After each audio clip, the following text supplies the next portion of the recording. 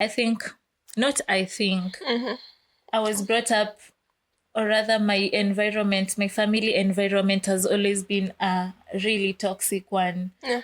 And I mean toxic in terms of the relationship between literally everyone. My parents themselves, the relationship between them and us, as the relationship between us as children, like among us children, among us siblings, was quite hectic, because my dad, especially my dad, is a believer of the dictatorship, but at the same time involve the other members of the family. You know, involve your partner, that is now your wife, my mom. And even when it matters concerning us as children, involve us. But it has, up to date, it has never been that according to my father especially. Like, you cannot tell him akisema amesema. And that's on period. I tell you, even if you make a decision, like even if I make a personal decision, like, guys, can you imagine? I tell him so.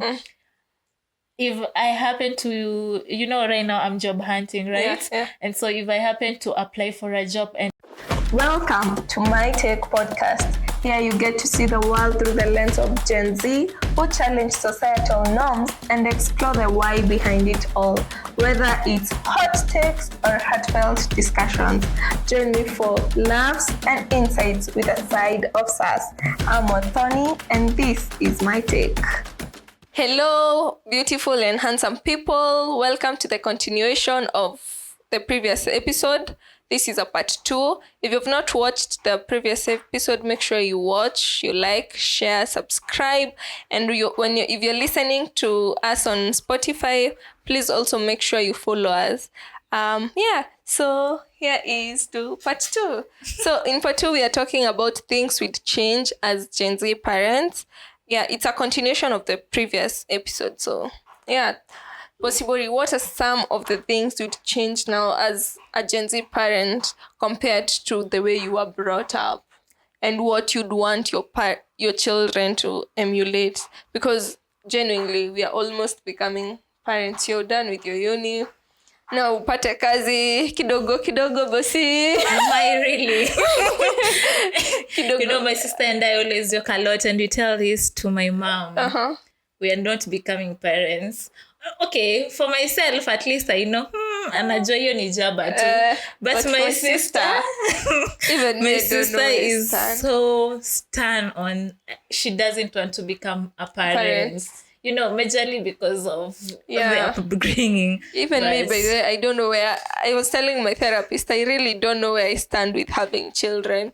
Like, am I ready to traumatize them the way I'm traumatized? That's like, you need to heal. That's like, I'm afraid. Like, these are people you love. And then imagine them saying, my parents... Oh my days. For me, that's literally one of my biggest fears. And I'm not sure... Until I feel like I'm fully, of course you can never be fully healed, but at least you're healed, a part of you is at peace. That's prepared to take the accountability, because it's not, we are not saying our parents did a bad job, but what can they improve? How can we be better than them? Because that's the goal in life. Personally, I always say that maybe one of my goals is to become a role model to my kids, because I feel like I didn't get that from my parents. I do. Funny story, guys. This is a funny story, because I've always, my dad, like I said, my dad has always wanted me to become like him, but that I've always grown up wanting to become what's not him. So I want now, instead of that, I want my parents, I want my kids, my children to actually look at me and say a role model. They want to emulate. Be like you. Sometimes I look at my parents, I'm like, apart from the hardworking bit, I don't think I want to take on anything else from... One of the positive things that I have said in the previous one is your status, because iliwafanya they work hard in an extensive way and provide and have a beautiful place to live in, but I think that's what were we saying? Oh my God, that's one of the things I learned. But that's the thing I look up to them for. But other than that, I'm not sure. Like, I'm not sure if I'd say my parents are my role models. I wouldn't say for sure. Yeah, but I really envy those people who have. Yeah. Oh my mom God, is my role model. Must be nice, guys. Yeah. You do say that. Yeah, big up to your parents and big up to you. So yeah, what are some of the things you'd change as a Gen Z parent? So the first thing that I'd change, when I become a parent, is setting an example to my kids. To drink water and preach water. Yeah, you get what I mean. Yeah. And the reason as to why I'm saying this is because, for example, you're telling me, for example, when I want to tell my kids to be firm, for example, with their faith in God, like, let their actions, or rather let my actions speak for themselves that I'm a Christian, or rather I have faith. Because there's no way you want to tell me that, I'm speaking of your point here, faith. There's no way you want to tell me that you're a Christian, you do go to church and everything, but on the actions that you do on the other side do not show. Because I feel like, especially me, in church we are taught all these things of being a good parent, your kids, listening to your kids. But on the other hand, when these same parents come back home, they literally do not follow that. But then they expect me, sina kupeleka church, unafaa ufuate maagizo, the way you are taught in church. But for them as parents, do they fuata what they are taught as parents in church? You get what I'm trying to say? And so as a parent, when I become a parent, God willing, I really want to, whatever I tell my kids, I have to make sure that I'm doing it myself. I'm just not projecting it towards them. I think with that, I think a lot of people, actually the older generation, go to church, but they really don't. They love going to church. It's like now a hobby. It's like a lifestyle. But really, are you going to church to, again, it's for the status quo, to prove to others that I go to church, but drinking water and preaching wine, for sure. So that's the one thing I want to do. What about you? For me, the one thing I'd really want to do with my kids is be there for them emotionally and validate them, and know that I want akitoka home wajua they're deserving of. They feel they don't have to go. For me, from the time I was a small girl in primary, I really, really, really wanted to have a best friend. Let me tell you, I was on a journey. Even my friends can relate to this, because me tangu primary, I wanted a best friend, because I wanted to have that person who's like my safe space, who I can tell, who can love me, who I can feel validated by them. I really wanted, and that has really affected even my female friendships, because I'd have to, it's like I'm doing this person, I want to be this person's favorite. I'll bring for them whatever nitajinyima wafurai. I please them people pleasing, so that they can validate me. It's like that's how they're paying me. It's like it's not mutual. For me, I want to really validate my kids, and they don't have to look for validation out there. For me, since primary and even high school, I literally wrote a letter to a girl, can you please be my best friend? And then after 2 hours, she changed her mind. And then I reminded her, but you remember you said yes. But it was a whole story, and I had to, oh my God, this girl showed me shege though. She's the one girl, after high school, she showed me shege. She gave me proper character development. In friendship. No, I had to get hurt because I was like, look at the way I treated this girl. Look at it's like I'd bow down to her. Yeah. So for me, I'd really validate my kids and want them to know that despite even them not succeeding in this field, they're still deserving, they're still good, because it's not about what it's not about sorry I've just remembered a very good point on that one. Okay, it's not about what they achieve, it's about who they are as people. For me, that's one of the things I'd really do with my kids, to validate them and let them know who, like, they are worthy of all the good things. Also, speaking on that same point, the things I'd also like to be as a parent to my kids is avoiding this negative speech towards, you know how parents, or I don't know if it's my parents alone, but used to, I don't know if it's projecting their own insecurities towards us, because they've used a lot of vulgar words towards us. Because let me tell you, for me, for example, I should have put this in the negative parts, because it has always been the wewe ni ng'ombe, you are a failure. Like, if anyone knows me out there, for example, my high school mates, my classmates, nini, I would classify myself as a middle achiever, or rather I'm good at, I strive to be good at what I do. But for my parents, like according to my parents, I'm a failure. I'm never good, or rather we are never good enough.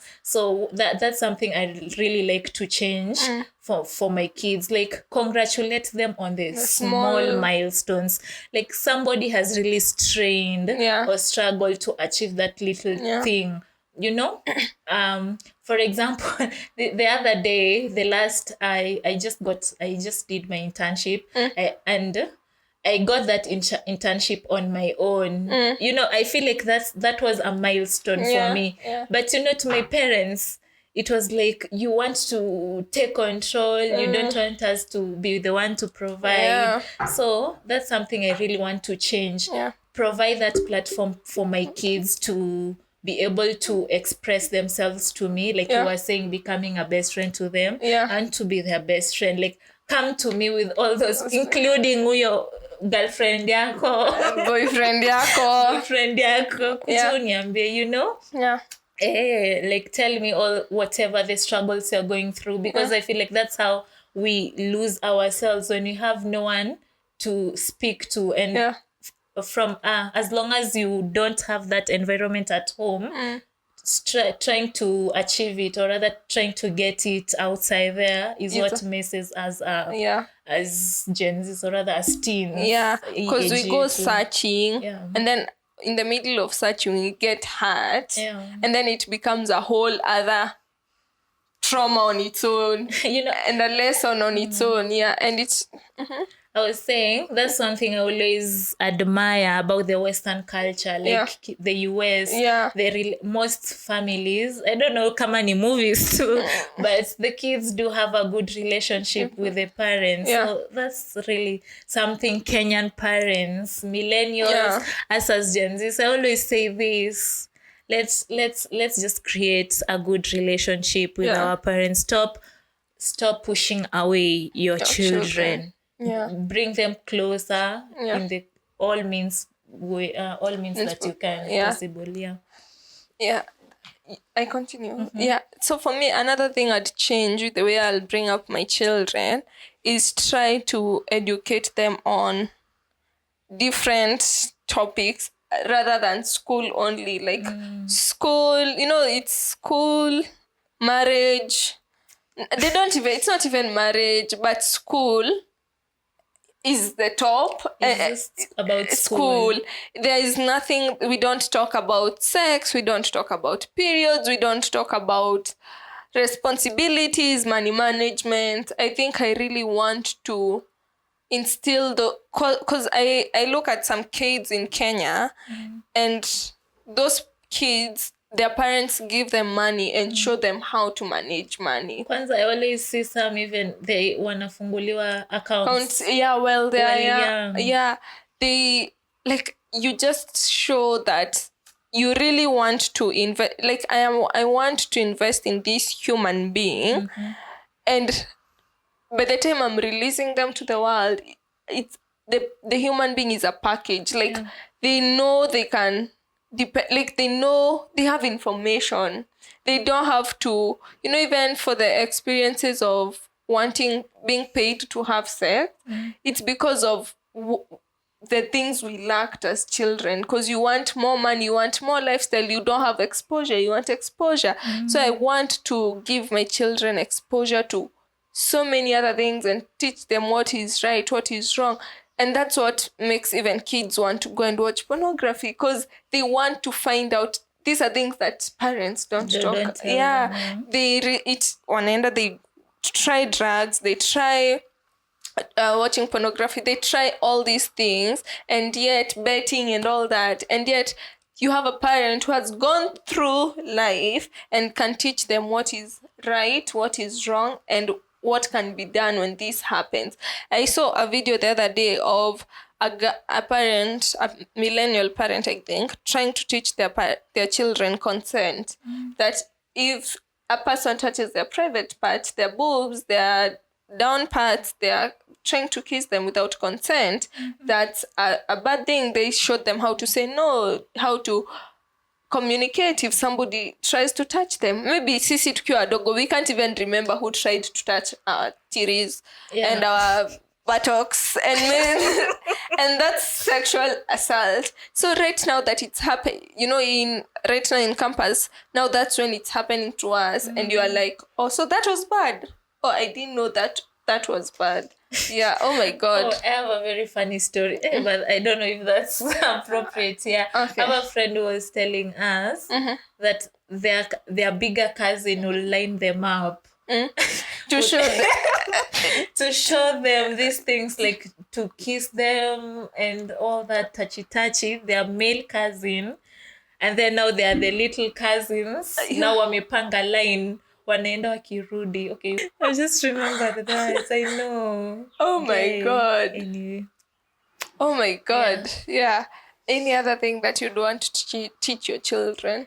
Yeah, you see, I would like to emphasize on the point you were just talking about, or rather to add something more. I feel like something I would also want to do as a parent is providing. Because you see, when kids are escaping into all these sorts of like pornography, betting, they're trying to find money outside there. So providing for my child is one of the top priorities. I don't know who only says, but I feel like this is general knowledge. You have no reason of having kids if you have no means to provide.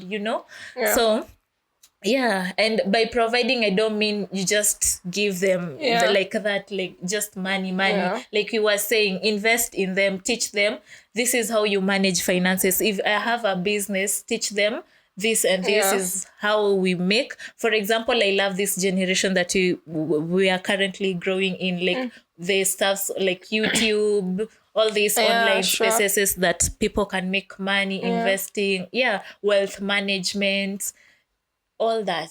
So providing is a key role, because from the moment a child feels like I don't have enough, attend ukonje. That's why people go outside there looking for sponsors. Ndio, mtu ako campus. Kwanza, this is a topic we need to talk about. People who are in campus and literally have no finances, and you have parents. It's really frustrating, and I don't like. I've had friends whose parents are there, they do have money, but providing for the kid, mtu anaenda shule anateseka bure. It's not nice. Like as long as you chose to be a parent, your kid has not gotten employment or a source of income, do not expect them to I don't know, like how do you expect them to live? Survive. And then they point out fingers and say, oh, the generation here, Swizy have wababas. But do you sit down and ask yourself, why does this person have ambabas? If it's easier for them to have sex with this person so that they can be given the money for them to sustain themselves, that's very easy. And in campus there are people who are given money by their parents, and you want to have that lifestyle. In campus you get exposure to what do I want, the kind of lifestyle I want. And so if you have a parent who cannot even, very well you can provide for your kid, but you don't want to, I don't know. Want to teach them the hard lesson. Yeah, exactly. You want to show them that money is earned. Of course money is earned, but doesn't mean you let go of your children, as a parent, because that's how people end up having wababas. And not even wababas, even the illegal businesses. People just get into wrong groups. Trying to survive in campus. And they say parents can say they don't have any responsibility, they don't have children, they don't unataka pesa ya nini. But this person has a responsibility. That's when they're growing up, that's when they know which kind of style they want, what do they want to do when they grow up. So for me, another thing that I'd change is I'd educate myself on the things that my child wants to venture in. I want to educate myself. I don't want to be the know-it-all parent. The one I know what's best for my children. No, I want to educate myself on what my child wants. And the other thing that I'd say is when I educate myself on what my child wants, I'll be able even to provide for them and cater to their needs, rather than them catering to my needs and my satisfaction. I want to cater to their needs. That's a good point. That's something I'd really want to. I can already imagine us as parents. But and that's exactly why many people these days, mostly as Gen Z, they say work to wanaogopa ni mimba, because a lot of the people have so much trauma. They have so much trauma, and they're wondering, oh my God, how am I? We want the best for our kids, but we know very well we don't have the capacity to give that. That's a good point. I had one more point. Okay, let me say, as you remember me, my last point will be, I really want to educate them on mental health and wellness. The importance of mental health, wellness. I think for me, this is out of my own experience. In 2022, I really got depressed, but I didn't know I want to say what the fuck is happening, but what the absolute hell was going on with me. I was like, no, what? Like, I didn't know. You just find yourself in those situations. But I want to teach my children how to listen to themselves, how to listen to their body, how to manage their anger, how to manage their emotions. I want to teach them the wellness bit. I think those are the, recently I've learned that what you're taught in school is not what you practice. What you're taught in school is, for me, the psychology I've learned in school is not what I'm practicing right now. So why are we insisting that education, read books, and that reading book, that time you're reading that book, it's not the same thing you're going to practice. Yes, the education bit opens up our minds. And equips us, but that's not where entirely we are supposed to be spending our time. I feel like we've been wasting so much time, rather than, if I'd have educated myself on wellness, these are the being street smart, how you manage your emotions, how you manage money, how you manage all these things are what people are terming as street smart instead of intelligence. I think that's one thing I'd really want to instill in my kids. Oh my God, me saying that makes me feel like I'm going to be a mom in the next minute. Oh my days. We are so ready. I love that you're so aware, because personally, I feel like my parents, sometimes, you know what I love about church? I really love talking about this topic, but what I love about church is we get to discuss about these topics. And there's this one time, there was a topic discussion on parenthood. Like, do you think, not on parenthood, but the relationship between the husband and the wife.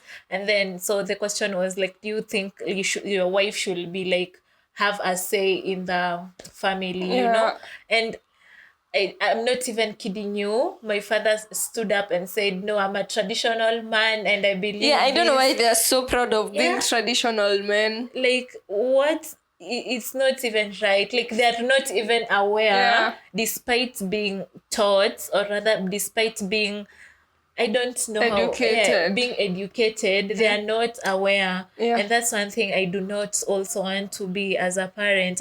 I'm proud, or rather, I want to be proud that I'm aware of each and every aspect of my life and that of my child. They're not, they're not open-minded to things changing. And I think this topic is really, really important because, these are things we really don't talk about because there are many people who are Gen Z parents. And we, since it's a taboo to have, you're supposed to reach a certain age to have a child. And right now, the ideal age, I think, is 26, 27, 28. And most of them are millennials. So having a child as a Gen Z is a low-key taboo. And so now this is by the time they get aware of this knowledge, watakuwa wamefika and they already have children, the children will be like 6-7 years, and that's when you're supposed to be instilling those values in your child. So I think this topic is really important for people who have already children, for people who are pregnant, Gen Z parents, because for me, I really want it's like a community. Gen Z feels like a community. Because this never used to be there back in the day. Like, even millennials did not grow up knowing that they are millennials. So this whole Gen Z thing is amazing. It's like a community. Is there anything you'd really want to add? Not really, other than the fact that anyone planning to become a parent, let their first priority be listening to the kid. It's not about you alone.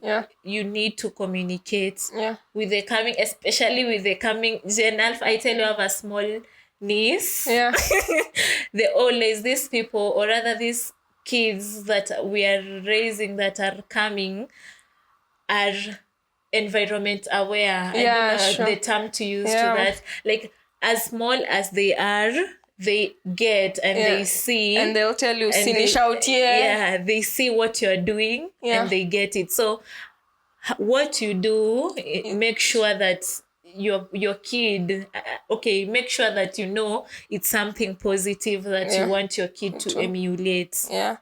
That's your take. My take for me is that, again, I think one of the key things we're supposed to do is forgive our parents. I don't know if they knew any better, but forgiving our parents is one of the key things we are supposed to do. But again, we should not allow ourselves to be as ignorant, because yes, they didn't know any better, but they want to learn better. So for me, I think we need not to be ignorant and adapt to now the generation that is coming will have to adapt to its conditioning and its standards, because we can't say like, this is the way we were brought up and so that's the way. Times are changing and things are changing. So for me, that's my take. And also, if you're a Gen Z and you're planning to be a child, try your best to have healed and worked on yourself, so that even when you're projecting positive things to your child. So that's basically my take here on My Take podcast. Thank you, Bosibori, for joining us today. This was such a lovely conversation. I'd want to have you back over and over again. So thank you so much for honoring our invite. Thank you also. I'm so honored to be here on your My Take pod. It's amazing, and I'm so proud of you. I can't imagine, you're like my small sister. It's so crazy, like, watching you. I remember the first time I saw your podcast and I was like, hey, girl, okay. Period.